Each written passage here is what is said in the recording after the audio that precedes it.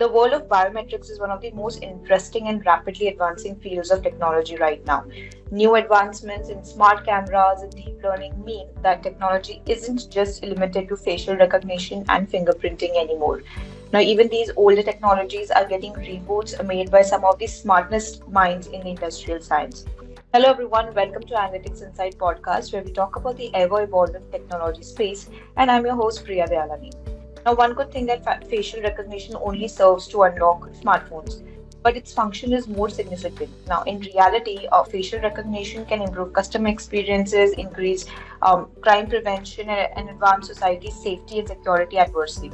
Now, today we are going to dive deeper into these aspects with Yatin Maikar, Associate General Manager, Products at NEC Corporation India Private Limited. Hi, Yatin, how are you doing?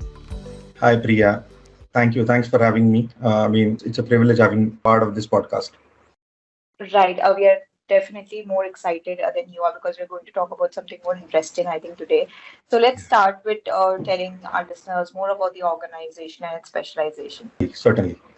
So, Priya, NEC Corporation, was founded. We are more than 120 years organization. We were founded in 1899, and since then, NEC has established itself as a global leader in information technology and electronics. It's driven by our mission, orchestrating a brighter world.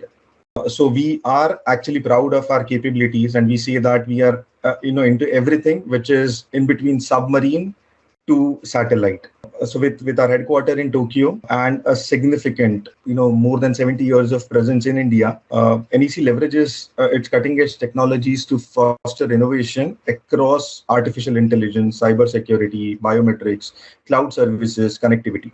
Our solutions, in India have been instrumental in, developing public infra, that promotes safer and smarter cities. And it is done through advanced disaster response system, traffic management, energy efficient, solutions. Additionally, NEC is also contributing, towards communication network, space solutions, including satellite technology, submarine, technology, submarine connectivity. Within India, NEC Corporation is at the forefront of addressing some of the most pressing challenges that the society is facing today. We proudly, say that we are a purpose-driven company, and it is something which is not a top-down, but each one of us at NEC India, we feel about it, and our purpose is empowering lives and building tomorrow.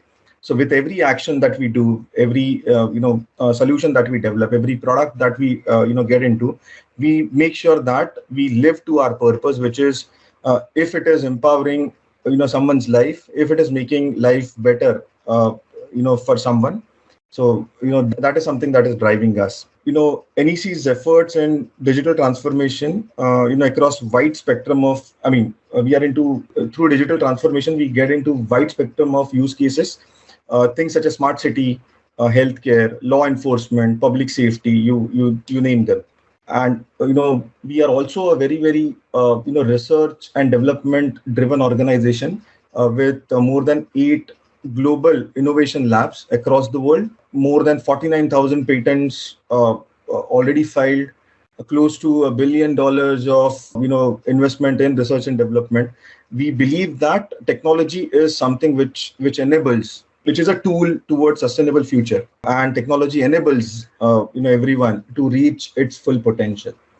So that is NEC, where we are absolutely proud of actually orchestrating a brighter world, for our customers and stakeholders.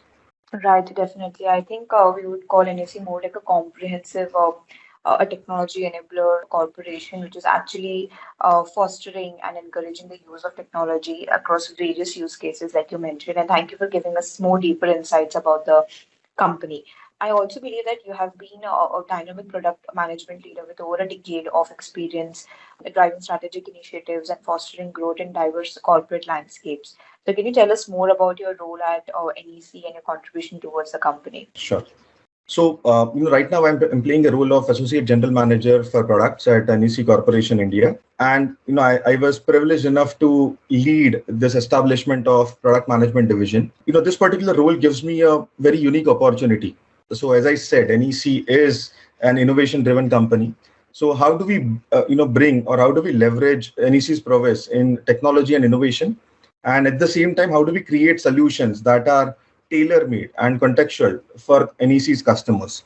So, that's a, unique opportunity that I've got, which is, at both at customer side and also on the technology side. It had, so while I've worked in IT industry for more than 18 years now, this particular role has given me an opportunity to develop a deep understanding of the challenges and opportunities in executing transformative projects in a technology driven environment.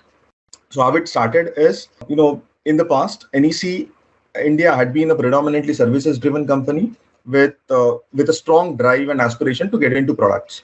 So 4 years ago, we formally, this particular initiative formally became part of our growth plan to look into how do we drive non-linear product-led growth. We had products even before that, but the idea was to develop the muscle of product management in a very, very structured, holistic, and a formal manner. I had the privilege to lead this initiative.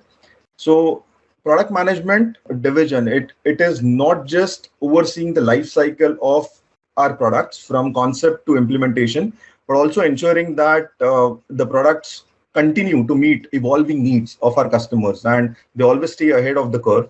This particular establishment of product management division that we've started is a step towards creating more structured and focused approach towards product development, enabling us to be more agile, responsive to the market needs. The key part of my role involves, strategic planning. I work very, very closely with cross-functional teams to identify those strategic, growth areas. And obviously, when we started, our aim was to build something in India which is global in nature. So the collaboration also extends beyond the geographical boundaries. The philosophy is, I believe that effective product management is not just about managing products, but it is about being passionate about solving right problems, and being razor sharp on outcomes. So with those two things continuously on my mind, I get into my routine, which is always looking outward to identify what is lacking in the, as far as environment is concerned, as far as ecosystem is concerned, and looking inward with tech advancement point of view to identify what can be done new. So it is essentially an approach. This particular approach is like a marriage of being customer first point of view and technology first point of view.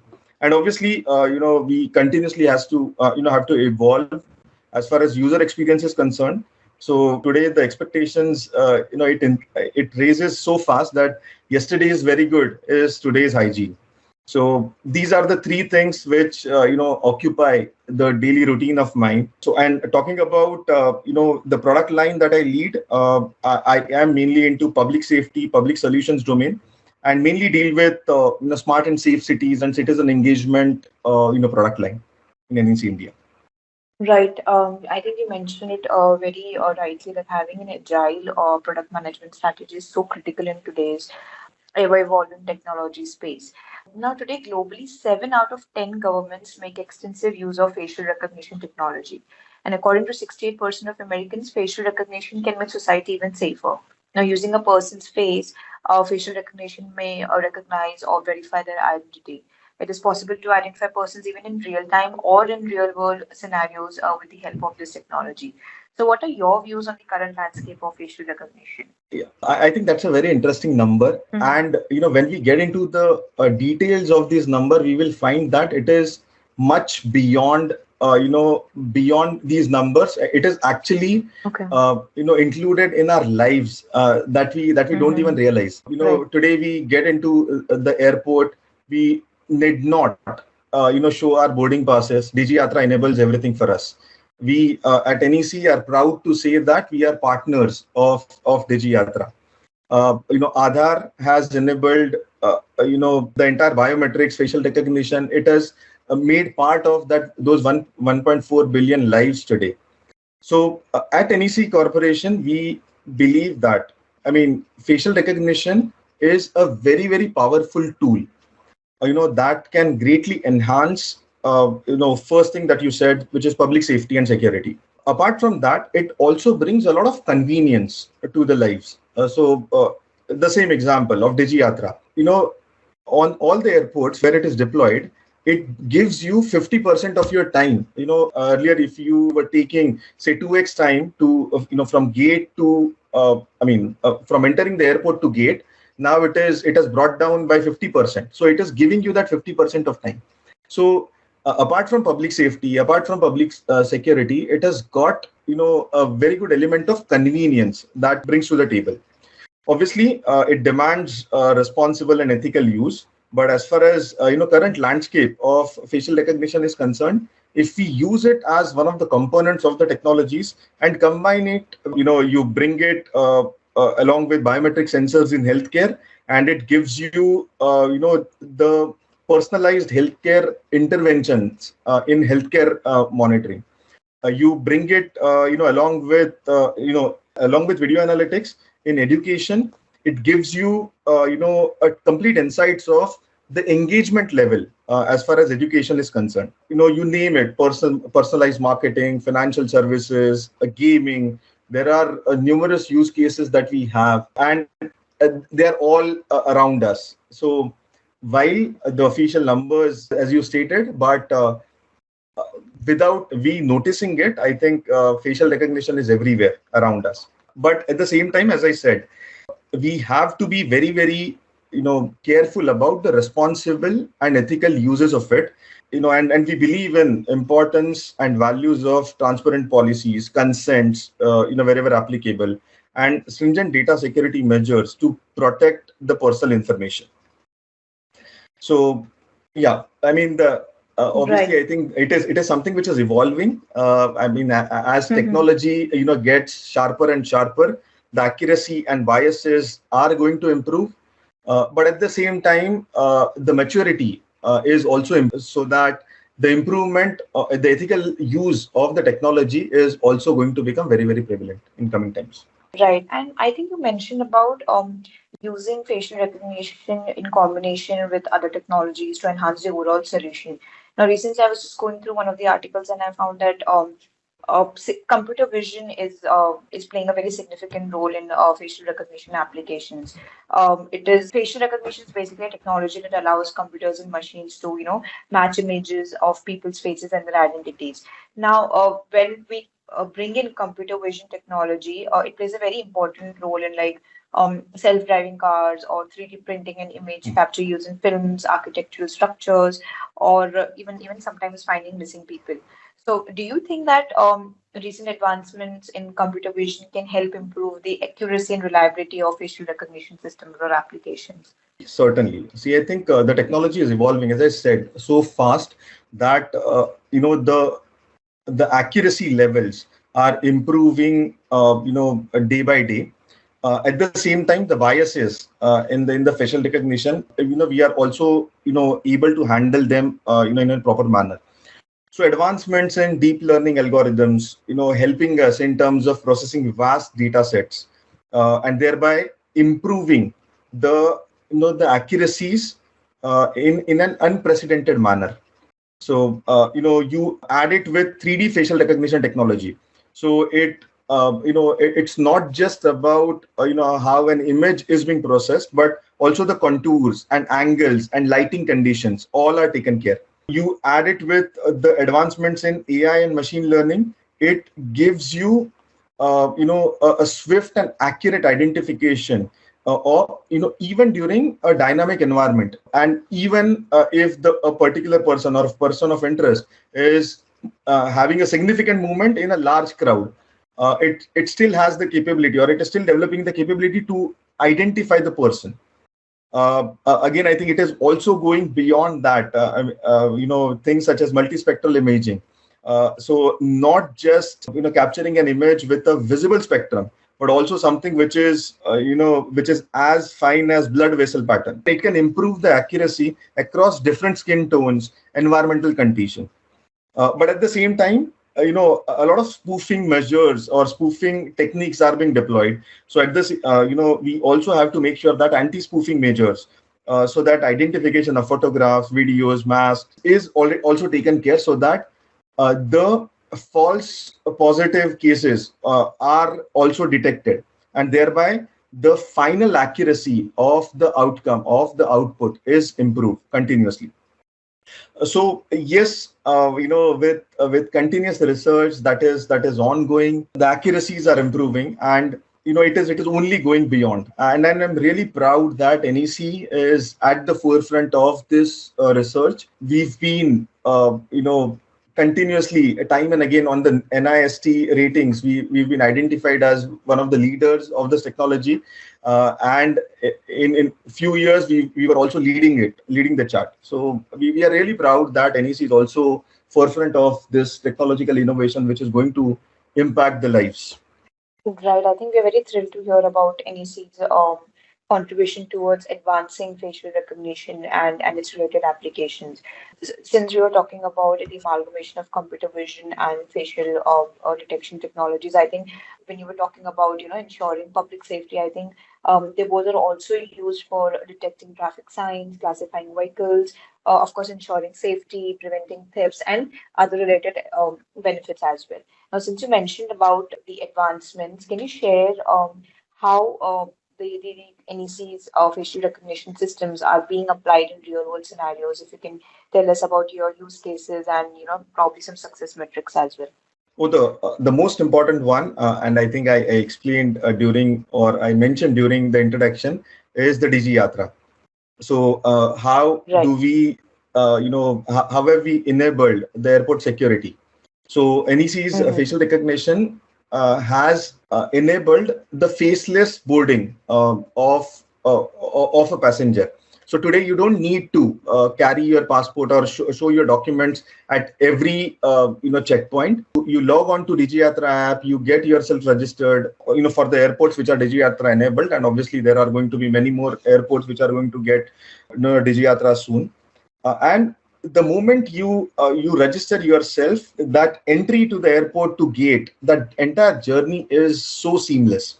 So it's my personal experience wherein, from my house, I live in Mumbai, and I was traveling to Delhi. From my house to actually the gate of my flight towards Delhi, I reached in less than an hour. And this is something which was not thought of few years ago.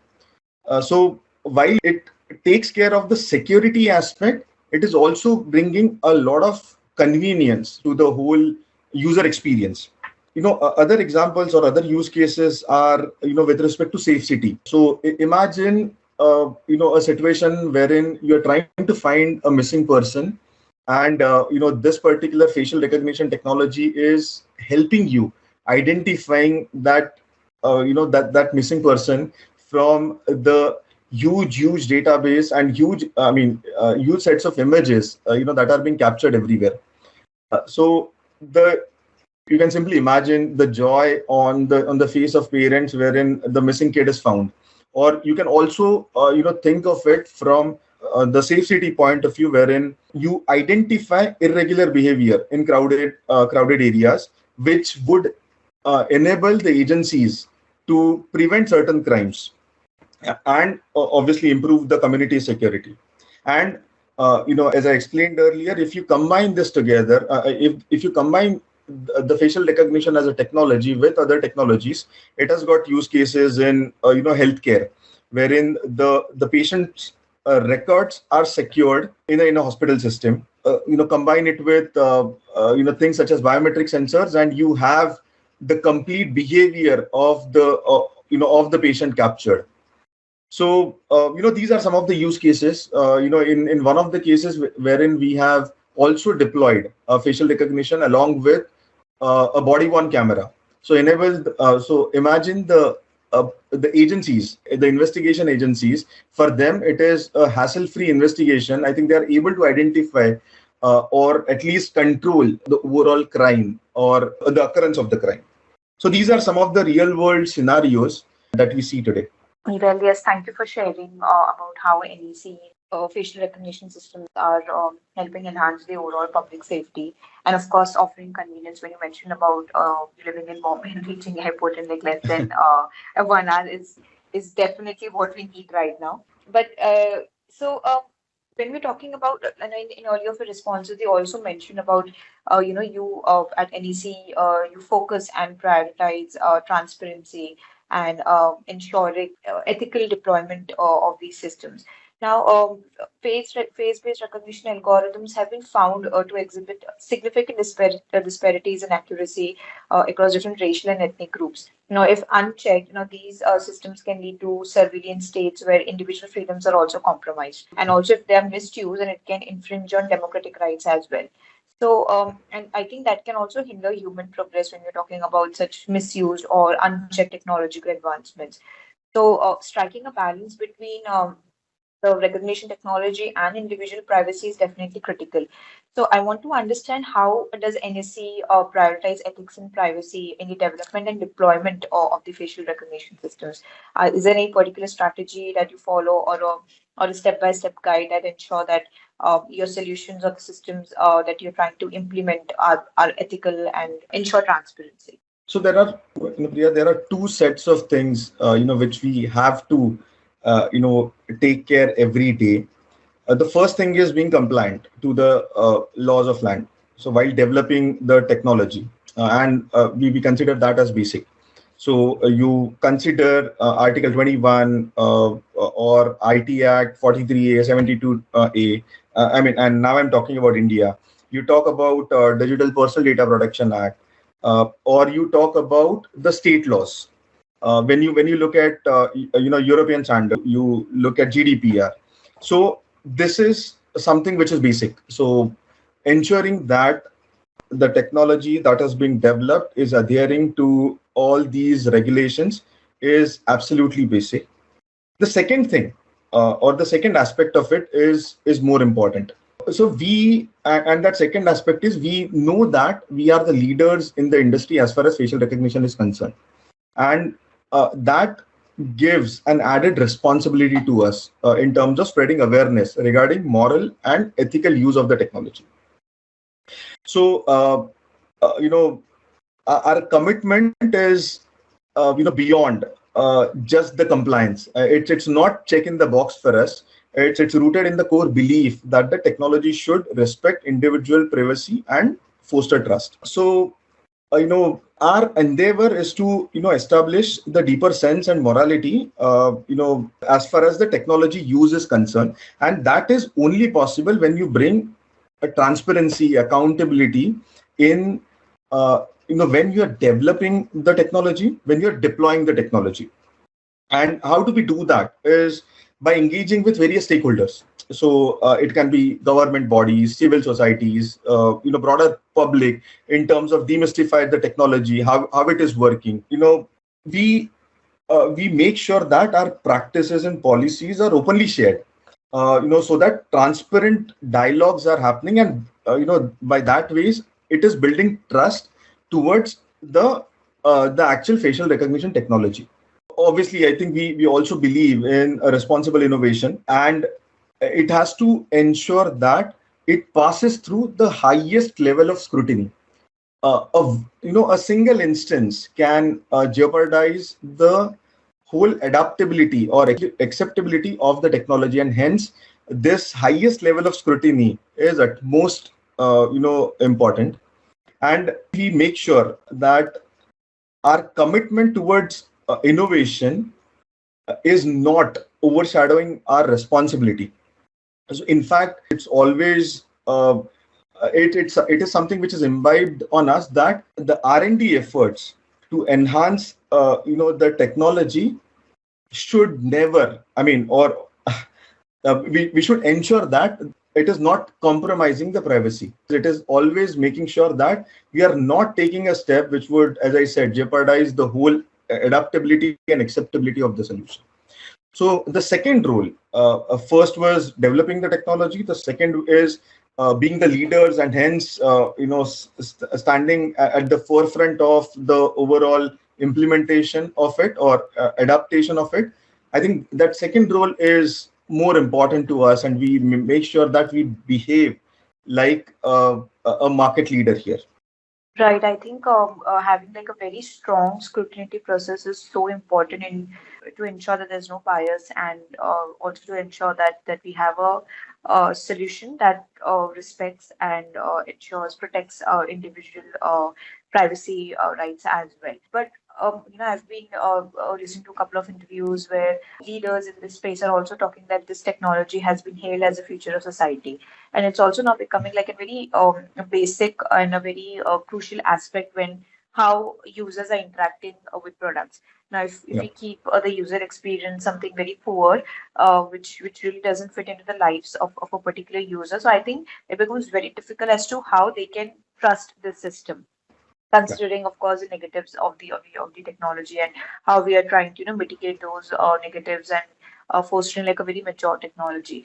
So do you think that there are certain challenges in the current landscape of the facial recognition technology, or probably you're facing certain challenges at NEC itself, but and how do you probably intend to overcome them? See, as far as challenges are concerned, see, obviously the technology is advancing at a very, very rapid pace. Again, I think it doesn't really appear as a challenge, but the challenge here is identifying right technology for right problem, and at the same time, managing the expectation of the customer. So the users, the customers have become so aware that they know that the technology is advancing, and their expectations are we are always trying to use the latest of the technologies. So I think that sometimes becomes a challenge, that we not just use the we have to identify the appropriate technology, the right technology for right problem. Again, I think with the technology getting into our mobile phones and being available to everyone, and especially in this time and age, the cyber security threats becomes also becomes an issue. And so again, I think cyber security was always going to be one of the challenges. But for us, the challenge is because we are also very, very focused on the user experience part of it. So how do we ensure that the cyber security is taken care without impacting the user experience and users engagement? That is the challenge. As far as regulations are concerned, we know that the regulations are going to change. So we don't see that as a challenge. We see that staying ahead of time, ahead of regulations, preempting the regulation changes, and becoming an organization that is so agile, so nimble, so modular, so that we are able to adapt to these regulatory changes very, very quickly. So that is a challenge. We also hear that the customer expectations are changing continuously. We don't think that as a challenge. Identifying what is a customer going to expect tomorrow. Yesterday's good is today's hygiene. So what we gave customer yesterday, which made him happy, is not going to suffice today. It is just a hygiene factor today. So what do we give it to him that even he's not expecting, is and identifying that is a challenge. So while the obvious ones, we have started thinking beyond that. So it is not technological advancements, it is about identifying right technology. It is not cyber security threat, but it is about implementing cyber security without impacting the user experience.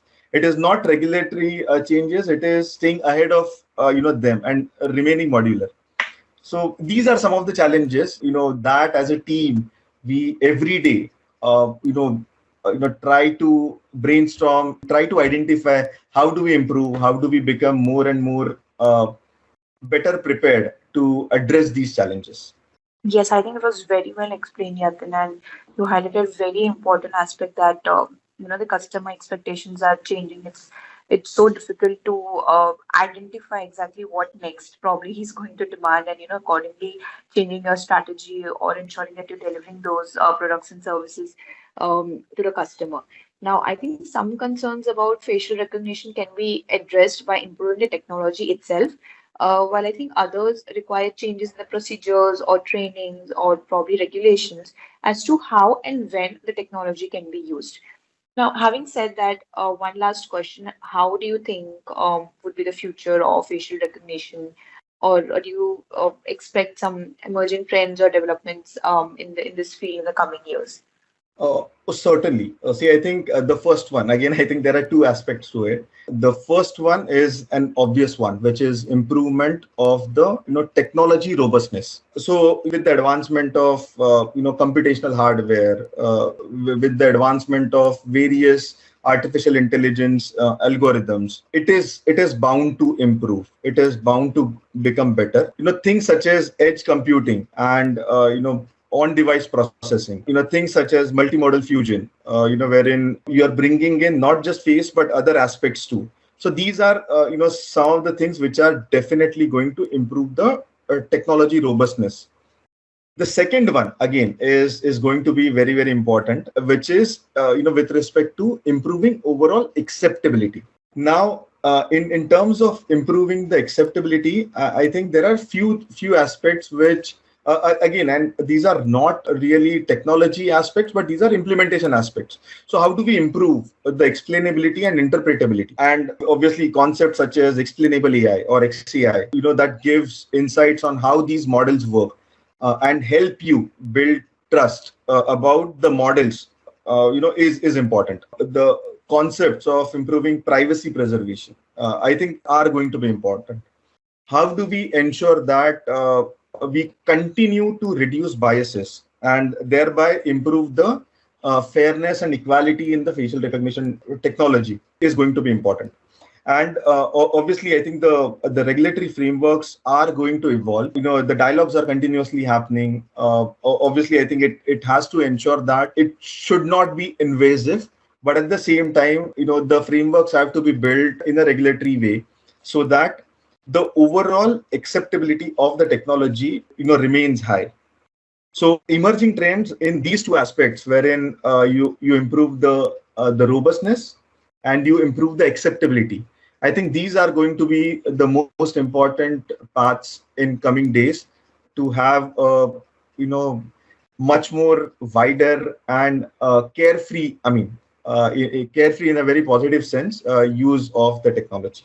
Right, and I think once we have a high level of acceptability, so no matter what your line of business is, I think we're likely to discover exciting facial recognition applications that one can use in their sectors. And definitely the future looks promising for biometric tech as well. Almost any piece of technology that you can think of has the potential to incorporate facial recognition and biometric features. And ones that was reserved for purely high-tech facilities and secure locations, I think it is soon now going to be as ubiquitous as cameras in your phones, I believe.